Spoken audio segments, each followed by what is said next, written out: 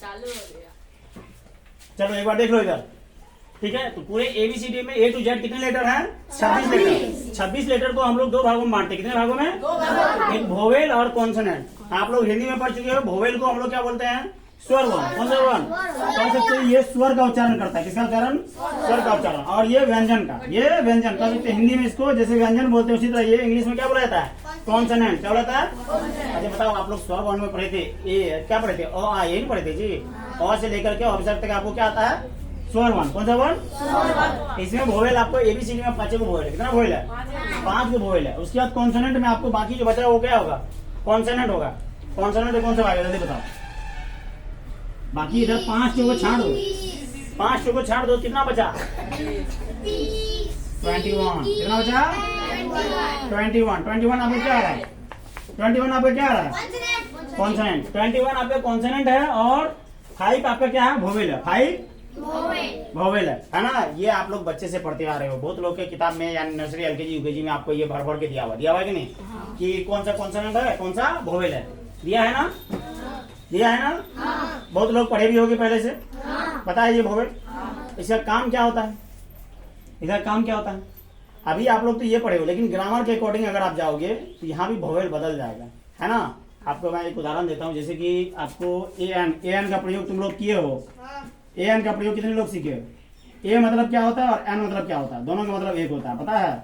A मतलब एक, N मतलब एक, A मतलब N मतलब एक। इसका प्रयोग कहाँ किया जाता है? जैसे कि कोई भी सामान आप खरीदते हो तो वो गिनती किया जाता है उसका। एक मतलब कोई एक सामान ले लो, एक सामान को, जैसे मार्कर है, मार्कर को क्या लिखेंगे? ए मार्कर। क्या लिखेंगे? मार्कर है तो हम क्या लिखेंगे? ए मार्कर। मोबाइल है तो क्या लिखेंगे? ए मोबाइल। क्या लिखेंगे? एक मोबाइल है तो क्यों मोबाइल लिखेंगे ना। समझ रहे हो? जब एक की बात हो तो क्या लिखेंगे? ए मार्कर, ए मोबाइल, है ना। अब एक किताब है आपके पास, एक बुक, तो क्या लिखेंगे? A book. क्या लिखेंगे? अब यहीं पे आपको देखो, अभी तो यहाँ पे देखो कि सबसे पहला उच्चारण यहाँ क्या रहा है?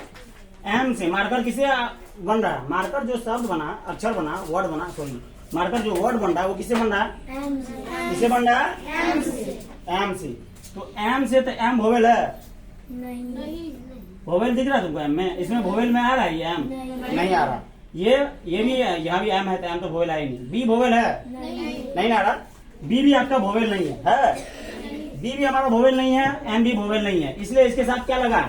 ए। याद रखना हमेशा बिना भोवेल वाले के साथ क्या प्रयोग होगा? ए। और जो भोवेल से स्टार्ट होगा, जो शब्द भोवेल से स्टार्ट होगा उसके साथ लगेगा एन। क्या लगेगा? एन। जैसे कि चीटी। चीटी का इंग्लिश बताओ, कोई कौन बताएगा? एंटी। चीटी का इंग्लिश क्या होता है? एंड। And, anti, and. तो एंड के पहले हम लोग क्या लिखेंगे? अगर एक चीटी है तो क्या लिखेंगे? N and. क्या लिखेंगे? यानी एक चीटी। ये भी इसका हिंदी क्या होता है? एक चीटी। क्या होता है? क्या होता है? एक चीटी, है ना।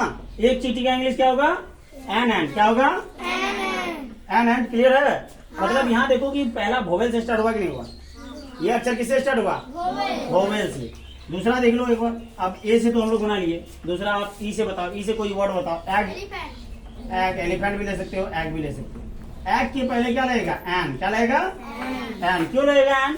एक एन, इसका मतलब होता है एक अंडा। एक अंडा, एक चीटी। यहाँ भी एक मार्कर, एक मोबाइल, एक बुक। देख रहे हो? अगर आपको यहाँ पे और दूसरा ले लो एक आई से। आई से क्या बनेगा?